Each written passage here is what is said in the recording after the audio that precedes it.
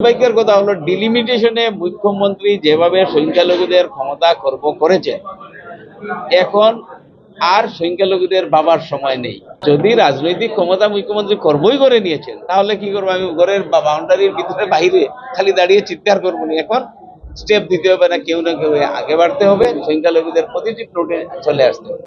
একটা ভোট ছাড়াও যদি মুসলিম অঞ্চলে রাস্তা হয়, ব্রিজ হয়, ইলেকট্রিফিকেশন হয়, স্কুলের কাজ হয়, ডেভেলপমেন্টের পার্ট হিসাবে মুসলমানদেরকেও ইনক্লুডেড যেটা করেছে, তার জন্য তো আমাকে ভাবি ওর যে কন্টেন্ট, মিয়া কন্টেন্ট, মুখ্যমন্ত্রী যে বক্তব্যতে ওনার যে ধারণা দিতে চায়, এটা মিয়া শব্দটাই কোথা থেকে এসেছে?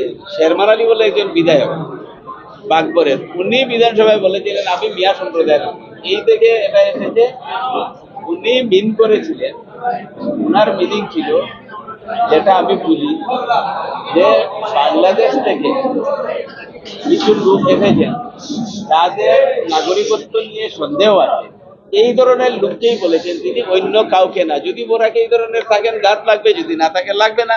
আর আমি দায়িত্ব নিয়ে বলছি, বোরাকে একজনও বাংলাদেশি সন্দেহজনক মুসলমান নেই। মুসলমান মহিলাদেরকে সন্তান জন্ম দেওয়ার মিছিল করবে, এটা নিয়ে আপনিও এই আজকেও প্রতিবাদ করবো, আগামী দিনেও করবো।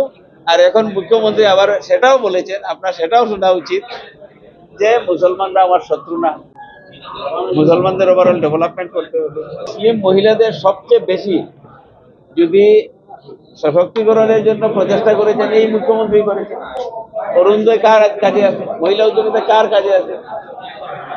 আমার নিযুত মাইনা কার কাজে আছে?